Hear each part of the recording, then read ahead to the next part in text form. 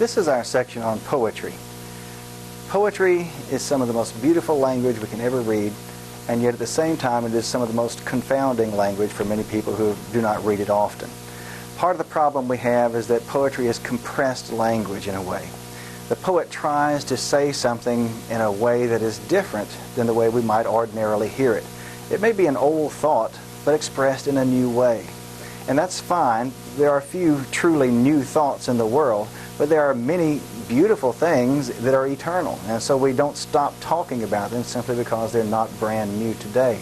The poet then tries to find a better way, a new way to express himself and convey the emotions or the feelings of whatever it happens to be his topic of the poem.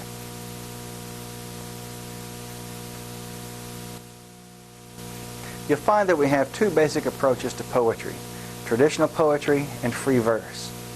The basic difference is that traditional poetry uses meter and also usually, but not always, rhyme. Rhyme is clear enough. These are the words at the ends of the lines that sound alike. But meter is a bit more complicated for many people. A metrical pattern is simply the arrangement of the words in the lines of the poem so that they follow a single sort of stress pattern.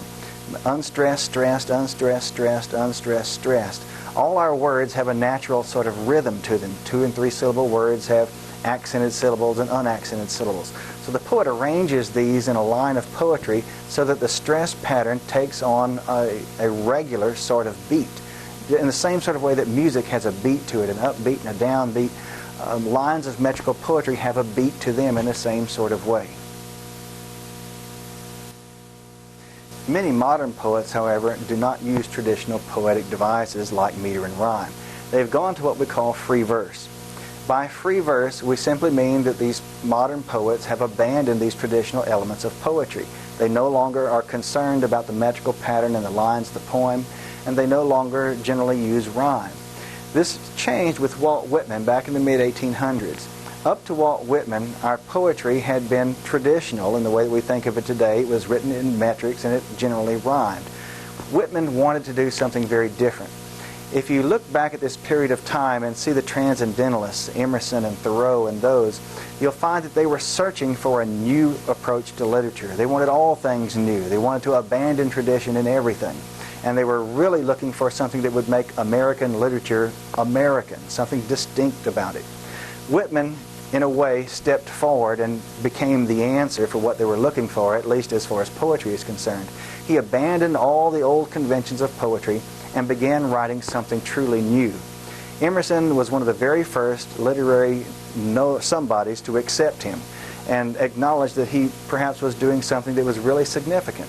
And Emerson then was an early champion of Whitman. Whitman came under a lot of criticism in his early work, partly because it was different. It was free verse after all and did not conform to what people expected to see in poetry. And partly also because of some of his topics and the way he wrote. He wrote about things that people were not supposed to write about, at least according to the conventions of his day. And so there were a number of reasons why he was slow to be accepted by the literary community.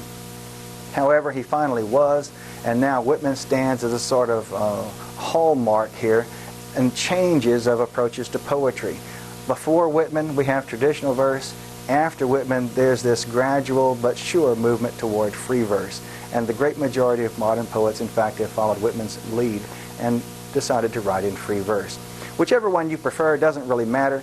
They are both legitimate approaches to poetry. Both are perfectly sound approaches, and it is simply a matter of personal preference. So read both, appreciate both. If you have your own favorites, fine.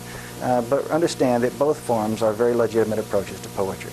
Enjoy, read, and remember to send those papers to me. We need some explications here on poems. Send those as email attachments within WebCT.